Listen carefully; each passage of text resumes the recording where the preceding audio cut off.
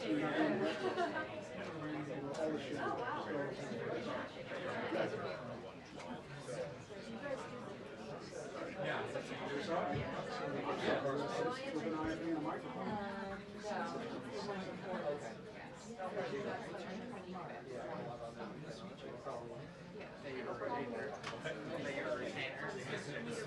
have been a couple developments just in the last few weeks here. While the judge did extend the deadline for the government to submit information on the specific movements of these planes, it was a bit of protest saying this isn't a fishing expedition, but an effort to determine if the government deliberately flouted the court's orders, and if so, what the punishment should be.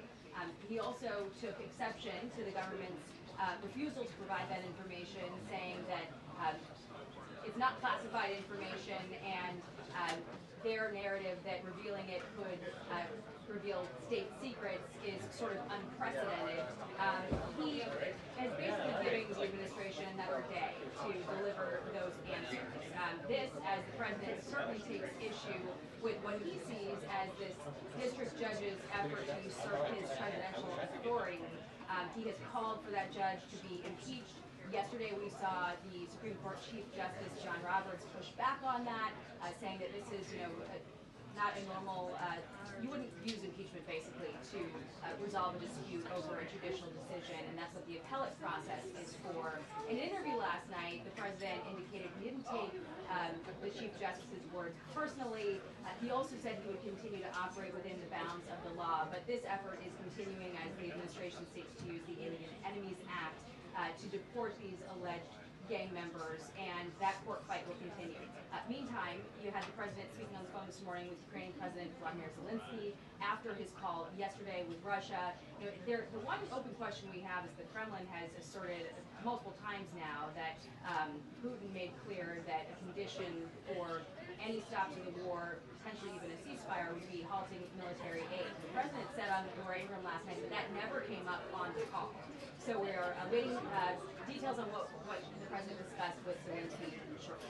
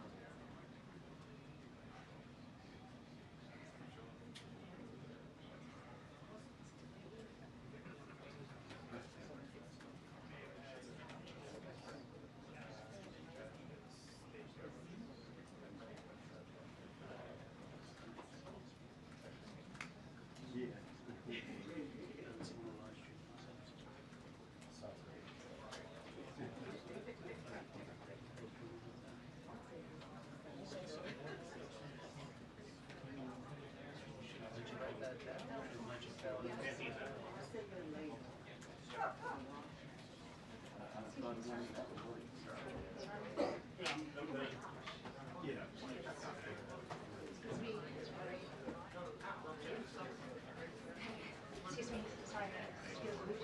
Wait, I just don't. Elbow. It's okay. All right.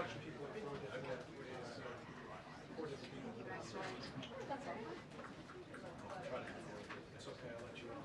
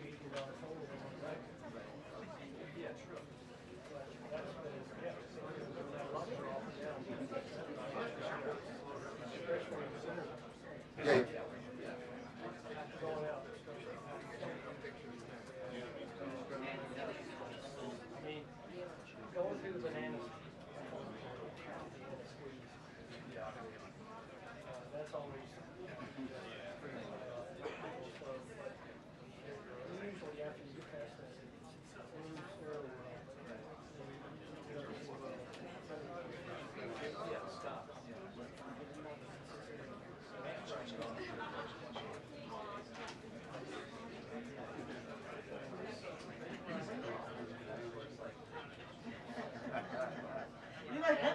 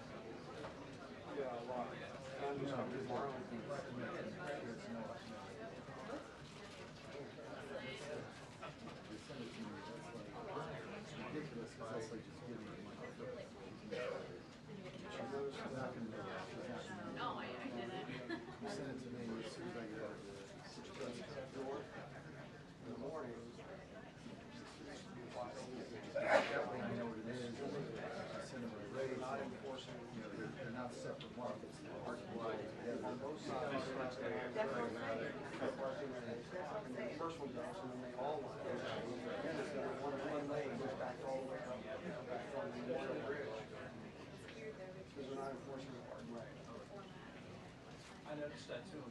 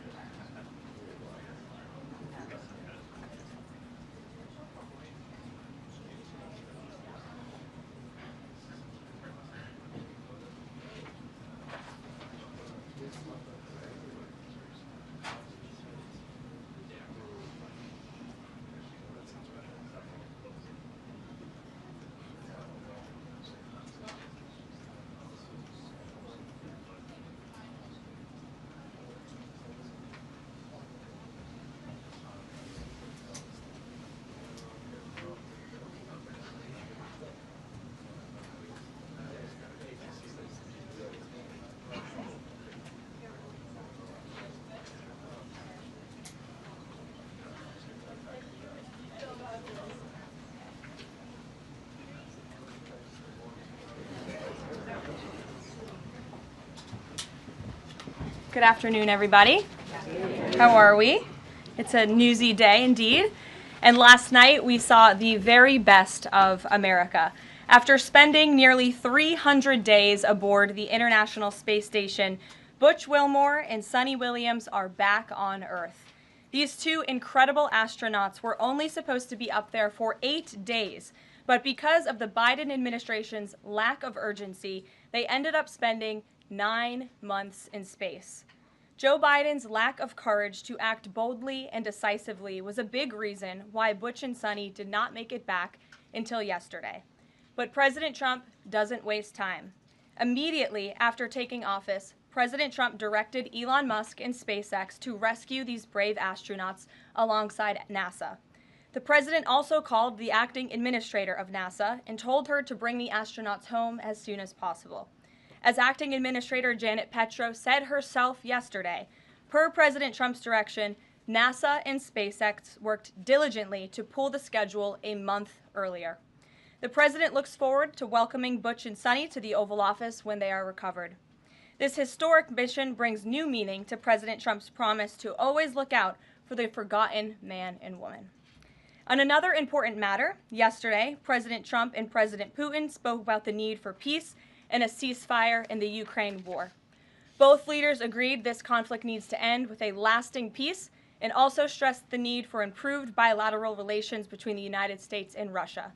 President Trump also spoke with President Zelensky this morning to align both Russia and Ukraine in terms of their needs and requests. As President Trump has said repeatedly, the precious lives and money that both Ukraine and Russia have been spending in this war would be better spent on the needs of their people. This terrible conflict would have never started with President Trump in charge, but he's determined to end it once and for all. President Trump also promised maximum transparency and a commitment to rebuild the trust of the American people and our intelligence community. Part of that promise was to fully release previously classified records related to the assassination of former President John F. Kennedy, and he made that happen yesterday. This historic release consisted of approximately 80,000 pages of previously classified records that are now published. The records are available to access either online at archives.gov/JFK or in person, accessible to the American people at the National Archives in College Park, Maryland. Records that are currently only available for in-person viewing are being digitized and will be uploaded in the coming days. On another note, positive economic data continues to pour in, showing the immediate impact of President Trump's pro-growth agenda. After suffering a steep decline in the final year of the Biden administration, the manufacturing sector came roaring back in February. Industrial production surged in February, these are new numbers, 3 times at a greater 3 times rate than the expectations to its highest ever recorded level. And President Trump's laser focus on massive deregulation and unleashing our domestic energy industry is leading to stabilities for Americans' bottom lines. As Newsweek summed it up today, gas prices are plummeting under President Trump. And the Trump administration continues to make American communities safer through our ongoing mass deportation campaign of illegal alien criminals. Yesterday, FBI Director Kash Patel announced the agency captured another fugitive from its 10 most wanted list, securing the extradition of Francisco Javier Roman Bardeles, a key senior leader of the brutal MS-13 gang. And the brave men and women of ICE also arrested a number of dangerous aliens across the country in recent days. You will see them on this screen. ICE San Francisco just arrested a citizen of Guatemala convicted of sexual battery. ICE New Orleans arrested a citizen of Ecuador convicted of rape in Suffolk County, New York. ICE Atlanta arrested a citizen of Mexico convicted of assault by strangulation. ICE Dallas arrested a citizen of Mexico convicted of assault with a firearm and rape with a foreign object. And ICE Houston arrested a citizen of Guatemala convicted of indecent sexual contact with a child in Texas. These are heinous criminal alien monsters who the previous administration allowed to flood into our country. And every time President Trump and this team deport one of them, our country becomes safer. Finally, before I open it up to questions, I want to tout how successful our efforts have been in filling out President Trump's administration. There have been a record number of 281 Senate confirmed nominations already, with another 280 in process. Here at the White House, OPM, and GSA, we have filled 100% of the total number of slots. And this is a record number of placements in the first 58 days of any administration, and a testament to the caliber and the sheer quantity of talented people who want to work for President Trump to make America great again. Here in our new media seat today, we have Katie Pavlich. Katie is the editor of townhall.com, which is a subsidiary of Town Hall Media.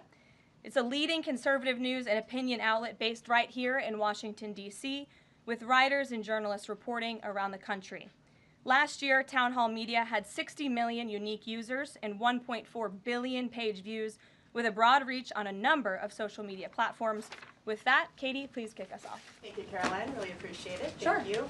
So given the back and forth with this U.S. District Judge and the administration's use of the Alien Enemies Act, does the President plan to send new and additional flights of Venezuelan gang members, now designated as foreign terrorists, from the U.S. to El Salvador or elsewhere? Can Americans expect to see those flights sometime soon? Americans can absolutely expect to see the continuation of the mass deportation campaign that has been successfully led by this President, Secretary of Homeland Security Kristi Noem, and also our Secretary of State, Marco Rubio. Since you brought up the judges, I would like to point out that the judges in this country are acting erroneously. We have judges who are acting as partisan activists from the bench. They are trying to dictate policy from the President of the United States. They are trying to clearly slow walk this administration's agenda, and it's unacceptable. As the President said last night, we will continue to comply with these court orders. We will continue to fight these battles in courts, but it's incredibly apparent that there is a concerted effort by the far left to judge shop, to pick judges who are clearly acting as partisan activists from the bench in an attempt to derail this president's agenda. We will not allow that to happen. And not only are they usurping the will of the president and the chief executive of our country, but they are undermining the will of the American public, tens of millions of Americans who duly elected this president to implement the policies that are coming out of this White House. And then one more question.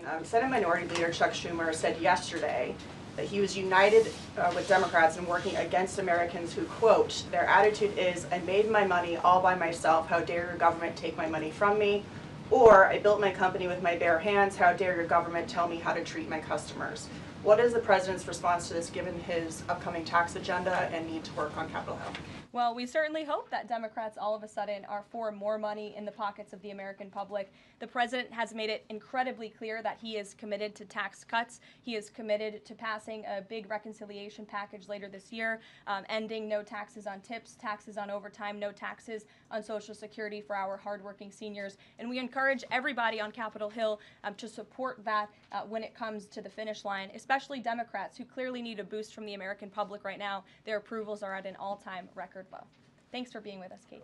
Garrett. I have one other question, but I want to follow up on Katie's question. Actually, you said the mass deportation campaign would continue, but she asked about the flights specifically. Will those flights to El Salvador continue while this case is being appealed? We don't have any flights planned specifically, but we will continue with the mass deportations.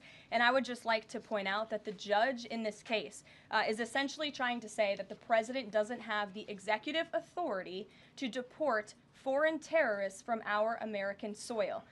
That is an egregious abuse of the bench. This judge does not have that authority. It is the opinion of this White House and of this administration, and that's why we're fighting this in court. And it's very, very clear that this is an activist judge who is trying to usurp the president's authority. Under the Alien Enemies Act, the president has this power, and that's why this deportation campaign has continued. And this judge, Judge Boasberg, is a Democrat activist. He was appointed by Barack Obama.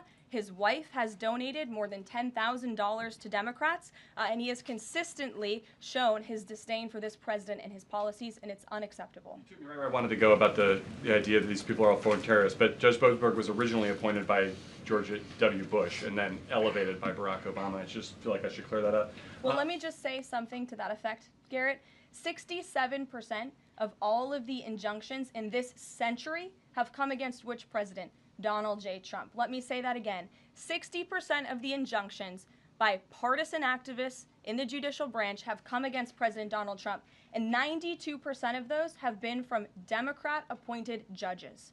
This is a clear, concerted effort by leftists who don't like this president and are trying to impose or slow down his agenda. So, given that, do you think it's a good use of Congress's time and the president's political capital to try to impeach and remove a federal judge, which would take 67 votes you're unlikely to get in the Senate? Well, look, the president has made it clear that he believes this judge in this case should be impeached, and he has also made it clear that he has great respect for the Chief Justice John Roberts, and it's incumbent upon the Supreme Court to rein in these activist judges. These partisan activists are undermining the judicial branch by doing so. We have co-equal branches of government for a reason, and the president feels very strongly about that. Jackie. Thanks, Caroline. What options does the president have to, he says he's going to follow court orders. He wouldn't defy a court order, but he's raised these concerns about these judges acting in such a partisan way. What option does he have to ensure that his agenda continues to move forward while this is ongoing and the judges appear to be trying to just block and delay and impede? Well, you're right. They are trying to block, delay, and impede. This is lawfare. The president is no stranger to it. He faced it in his campaign, and this is a continuation of the lawfare that President Trump faced as a candidate, and he's now unfortunately facing as a president. Clearly, these partisan activists in the judicial branch didn't get the memo on November 5th when the American people overwhelmingly re-elected this president to continue with mass deportations. So White House counsel and the Department of Justice are working on this. They're appealing these cases, and we will continue to use the full weight of the White House counsel's office and the president's team of lawyers to fight this in court, because we know we will win, even if we have to go all the way to the Supreme Court. One more on TDA. Andy McCarthy said in an interview with Hugh Hewitt, he certainly agrees with what the president is trying to do with the Alien Enemies Act, but he's not sure that the law is completely on his side. He cites some previous Supreme Court rulings dealing with enemy combatants in wartime, says that even they have a right to challenge their detention in court. He raised concern also that while TDA has been designated as a terrorist organization, these individuals hadn't been prosecuted for terrorism. So my question is, will the president ask Congress potentially to declare war on these cartels for the invasion that he's talked about so that he's on stronger legal footing? Well, we absolutely disagree with the legal opinion of the individual that you mentioned. We would not have moved forward with this if we didn't believe the president. This was within the president's executive authority to continue with this mass deportation effort under the authority provided to him under the Alien Enemies Act. And when you read the act, as I did last time at the podium, a predatory incursion is absolutely what has happened with Tren de Aragua. They have been sent here by the hostile Maduro regime in Venezuela, and the president, immediately upon taking office, designated TDA as a foreign terrorist organization. And under this act, it is within the president's authority to deport these terrorists. And anybody trying to defend these terrorists who have now been sent off of American soil should talk to the families of the individuals who these heinous monsters have killed and have raped. If you talk to those families, they are so heartened by the president's decision to take tough action and to use his executive authority, something that no other president has been willing to do, because President Trump does what he says he's going to do, and he is deporting these foreign terrorists from American soil to secure our homeland, and he's within his rights to do that. Jennifer. Very quickly on Tesla, there's a website that's trying to dox Tesla owners across the country and saying they're only going to take down personal information when people show that they've sold their cars. What's the administration going to do about that? I haven't seen that website, but we certainly think it's despicable, the violence that has taken place against Tesla, the company, its employees, and also just Americans who have chosen to drive an electric vehicle. Many of them are Democrats, by the way. Democrats were big supporters of Tesla and of electric vehicles until Elon Musk decided to vote for Donald Trump. So we would like Democrats to also come out and condemn this heinous violence that we have seen, and I believe the Attorney General has said she's investigating these incidents as acts of domestic terrorism. Jennifer. On Ukraine, can you say, is the White House going to pause foreign military aid or intelligence sharing with Ukraine, as Russia says it's pushing for, and then have a follow-up on the Federal Trade Commission? Sure. When it comes to Ukraine, I do have a statement for you from the National Security Advisor and also the Secretary of State. First, I'd like to reiterate what the President said earlier following his call with President Zelensky this morning. He said he just completed a very good telephone call with President Zelensky. It lasted approximately 1 hour. Much of the discussion was based on the call made yesterday with President Putin in order to align both Russia and Ukraine in terms of their requests and needs. We are very much on track, and I will ask Secretary of State Marco Rubio and Mike Waltz to give an accurate description of the points discussed. That statement will be put out shortly. Well, I have that statement for you right here. Bear with me as I read it. Today, President Trump and Ukraine's President Volodymyr Zelensky had a fantastic phone conversation. President Zelensky thanked President Trump for a productive start for the work of the Ukrainian and American teams in Jeddah on March 11th. The meeting of the senior officials from both nations significantly helped in moving toward ending the war. President Zelensky thanked President Trump for the support of the United States, especially the Javelin missiles that President Trump was first to provide in his efforts towards peace. The leaders agreed Ukraine and America will continue working together to bring about a real end to the war, and that lasting peace under President Trump's leadership can be achieved. President Trump fully briefed President Zelensky on his conversation with Putin and the key issues discussed. They reviewed the situation in Kursk and agreed to share information closely between their defense staffs as the battlefield situation evolved. President Zelensky asked for additional air defense systems to protect his civilians, particularly Patriot missile systems, and President Trump agreed to work with him to find what was available, particularly in Europe. The two leaders also agreed on a partial ceasefire against energy. Technical teams will meet in Saudi Arabia in the coming days to discuss broadening the ceasefire to the Black Sea on the way to a full ceasefire. They agreed this could be the first step toward the full end of the war and ensuring security. President Zelensky was grateful for the president's leadership in this effort and reiterated his willingness to adopt a full ceasefire. President Trump also discussed Ukraine's electrical supply and nuclear power plants. He said that the United States could be very helpful in running those plants with its electricity and utility expertise. American ownership of those plants would be the best protection for that infrastructure and support for Ukrainian energy infrastructure. President Zelensky also thanked President Trump for continuing to push humanitarian concerns, including the exchange of prisoners of war. He noted they had just had a successful exchange and thanked the president for his leadership on that. President Trump also asked President Zelensky about the children who had gone missing from Ukraine during the war, including the ones that had been abducted, and President Trump promised to work closely with both parties to help make sure those children were returned home. They agreed all parties must continue the effort to make a ceasefire work. The presidents noted the positive work of their advisors and representatives, especially Secretary Rubio, National Security Advisor Mike Waltz, Special Envoy Kellogg, and others. The presidents instructed their teams to move ahead with the technical issues related to implementing and broadening the partial ceasefire. The presidents instructed their advisors and representatives to carry out this work as quickly as possible. The presidents emphasized that in further meetings, the teams can agree on all necessary aspects of advancing toward lasting peace and security. That is a lengthy statement that was just given to me, so thanks for bearing with me. Our office will, of course, provide this after. And as you know, as I just pointed out in the statement, the president's team of negotiators and national security experts will be heading to Saudi again later this week to continue working on and ironing out the details. But I would just like to emphasize we have never been this close to peace, and it's only because of President Trump that we are here.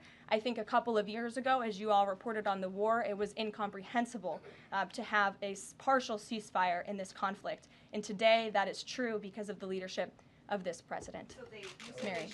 agreed to closely share information between their defense staffs. Does that mean all intelligence sharing will continue? So the White House is rejecting Russia's request to pause. Intelligence sharing in terms of defense for Ukraine will continue to be shared. Mary. Thanks, Caroline. I have two questions. One on the United States Institute of Peace and then on the Supreme Court, if that's okay. Sure. So on the United States Institute of Peace, this is a little bit wild. I understand the old president refused to leave after he was removed from his position. He barricaded himself in his offices, had to be escorted out by police, left the building without Wi-Fi, telephones, elevators, and more, and is now telling media that Doge broke in and illegally removed him. So can you comment on this sequence of events and specify, did Doge illegally enter? I'm really glad you brought this up, Mary. We were made aware of this story by individuals at Doge, at Elon Musk's team, and also at the State Department who were unable to access this building. And it became very clear that there was a concerted effort amongst the rogue bureaucrats at the United States Institute of Peace to actually physically barricade themselves essentially inside of the building to prevent political appointees of this administration who work at the direction of the President of the United States to get into the building. There was a piece in the Daily Caller, thank you for sharing the truth on this, about what happened. Staff contacted the MPD in an attempt to prevent Doge personnel from entering. They barricaded the doors. They also disabled telephone lines, internet connections, and other IT infrastructure within the building. They distributed flyers internally, encouraging each other to basically prevent these individuals from accessing the building. I use this to say this is what DOGE and this administration is facing. It's a resistance from bureaucrats who don't want to see change in this city. President Trump was elected on an overwhelming mandate to seek change and implement change, and this is unacceptable behavior. Thank you. And just really quick on the Supreme Court, I know it's been almost 3 years now since the leak of the draft Dobbs opinion to Politico, actually.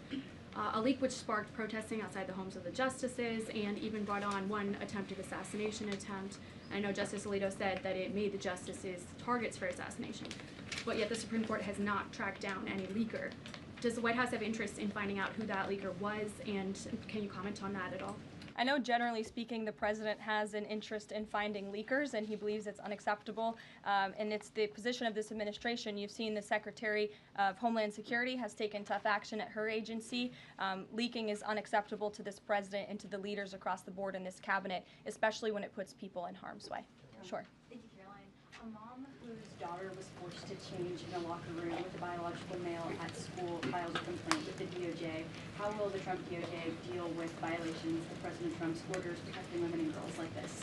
I would defer you to the Department of Justice on that specific case, but the president has made it incredibly clear that it is the policy of this administration that there are only two genders, male and female, only two sexes rather, male and female, and that we are not going to tolerate such behavior by men pretending to be women.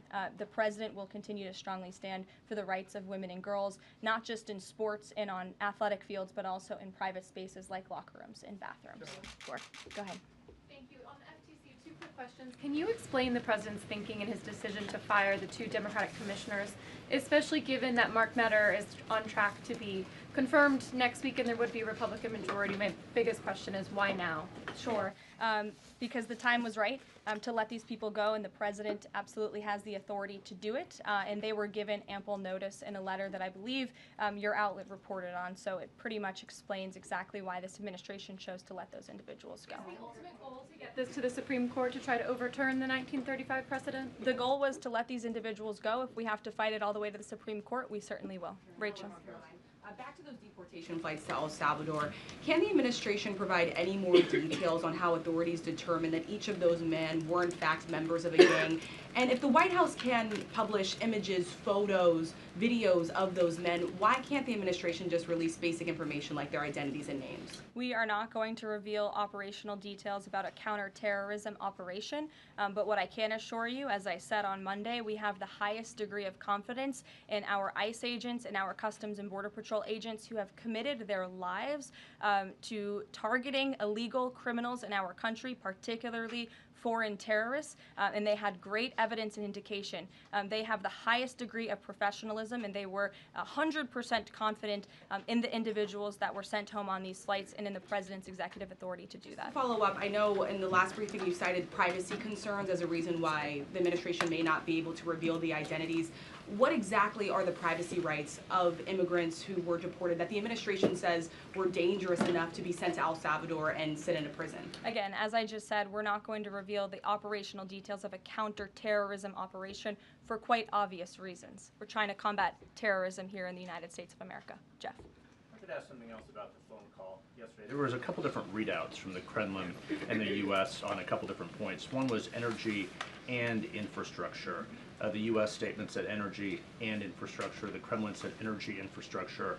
What is your understanding of what the actual substance of that disagreement was? Then I have one other question on that. I would defer you to the readout that was provided by the White House. That's our understanding, and that's the truth. And if I could ask a question about the judge as well. How does a president define a bad judge? Is it just someone who disagrees with him? And is that a dangerous precedent in this case, because this is a temporary ruling from Judge Boasberg that he could ultimately rule in your favor? Is he setting up a standard here for calling for the impeachment of a judge who may ultimately rule on your side? No, it has nothing to do with disagreeing with the president on policy. It's with disagreeing with the Constitution and the law. And it's trying to usurp the authority of the executive branch of this country. It's having baseless reasoning for these injunctions. And it's a clear effort by these judges to slow roll this president's agenda. And if you just look at the injunctions that this president has faced, deporting foreign terrorists from our homeland, hiring and firing of executive branch employees, which when the president is the executive of the executive branch. You also see an injunction by a partisan activist judge when it comes to the Secretary of Defense trying to determine the readiness of our troops and the qualifications of our troops in our armed forces. Does a single district court judge really have more authority over the Commander-in-Chief and the Secretary of Defense to determine who should serve in our United States Armed Forces?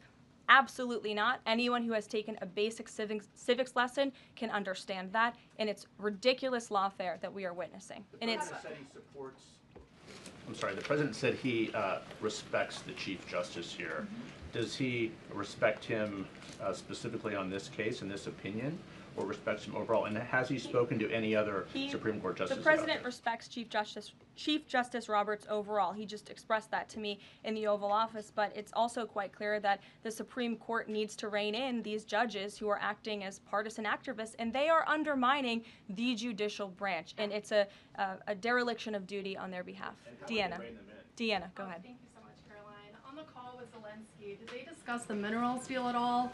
Is that back on the table, and what do the Ukrainians have to do to get that back on the table? And then one on the Russia call as well. Again, I just provided a very lengthy readout of the call that was provided by the Secretary of State and the National Security Advisor.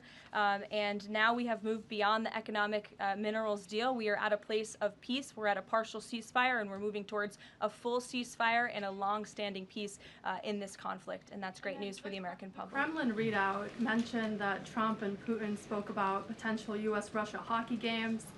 And the Kremlin readout also said that Russia wanted the U.S. to stop U.S. intelligence and U.S. funding to Ukraine. The president has said that that conversation did not happen.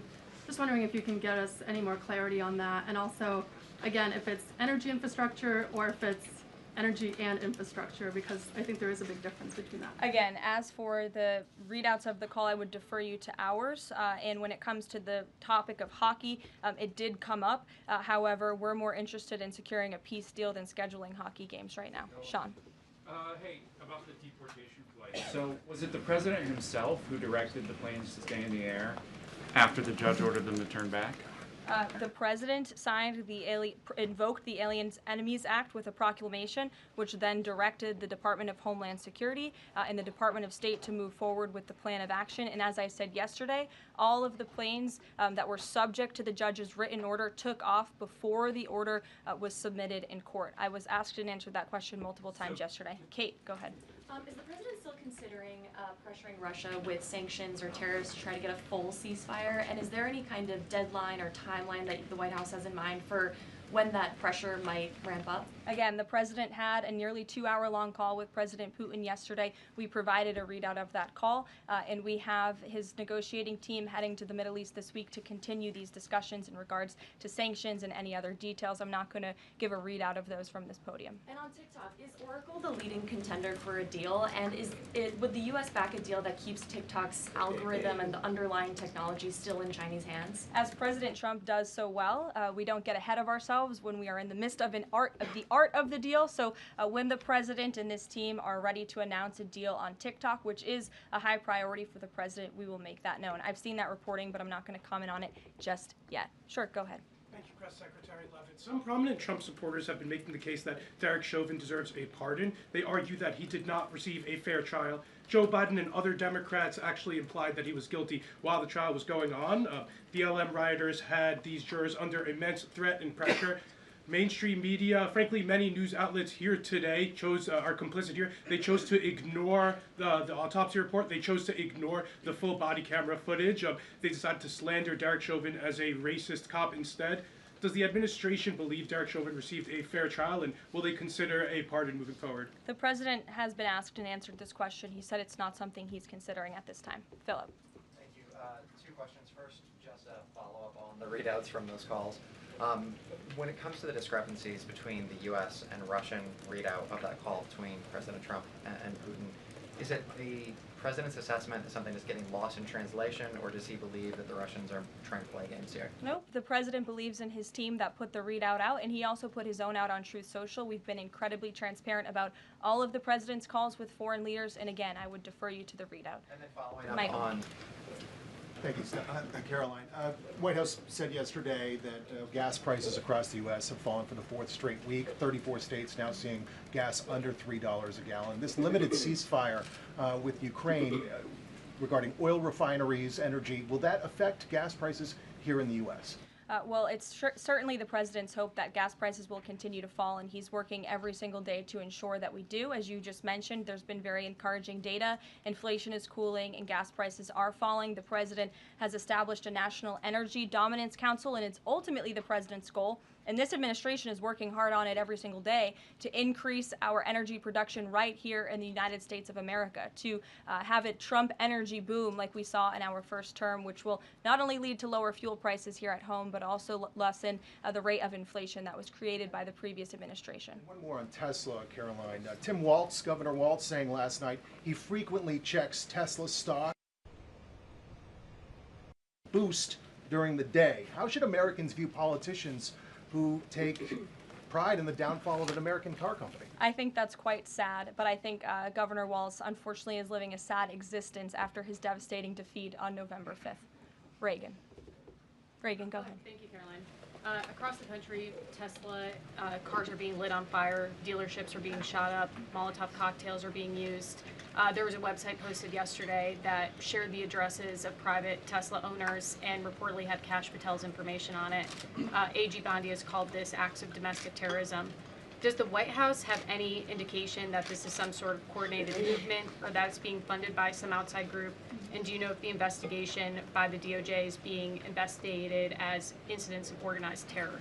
I believe the Attorney General has made her comments clear on that.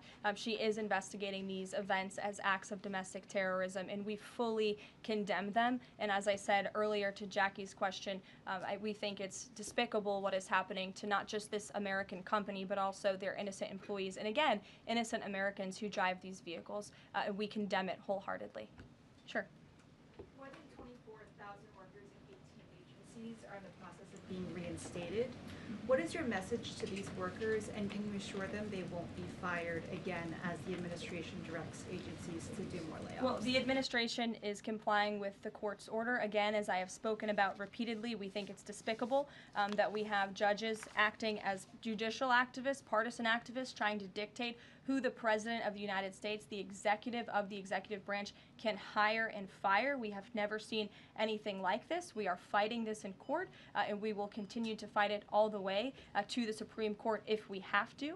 And as for federal employees, it's been the very common sense position of this president and the administration that bureaucrats here in Washington, D.C. need to show up to the office just like the rest of America. Middle-class Americans, from doctors to business owners to teachers to law enforcement officers, have to show up to their offices every single day. And the president has made it a clear priority that people in this city have to do the same. And we are also continue to be committed to reducing the scale of our workforce and to reducing the size of our federal bureaucracy here in Washington, D.C. to save taxpayers' money. Annie, go ahead. Thanks so much. In the statement that you read, you referenced the president's interest in helping return Ukrainian children to their parents and to their families.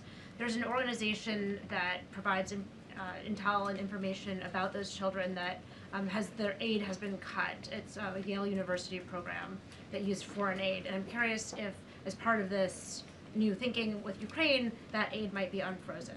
I have no updates about that or that specific program at this time. Karen. Thanks, Caroline. Just to follow up on your answer to the question on the minerals deal, you said that the White House has moved beyond the minerals deal. What does that mean? Is that no longer on the table? Nope. It means the minerals deal was that first set of framework that you all saw in that very public meeting with President Zelensky and President Trump in the Oval Office. We are now focused on a long-term peace agreement. As you know, on that deal, or that meeting between President Zelensky and President Trump, the Ukrainian president at the time wasn't talking about a greater peace deal. We are now at that place where we are talking about that. So we've moved beyond just the economic minerals deal framework, and we're looking at a lasting ceasefire. Right now we're at a partial ceasefire, but again, the president is sending his highly skilled, intelligent, and experienced team to Saudi Arabia later this week to continue fighting for peace in this conflict. And I would just reiterate one more time, we have never been closer to peace than we are today. Thank you very much, everybody. We'll see you later. Caroline, you got the question.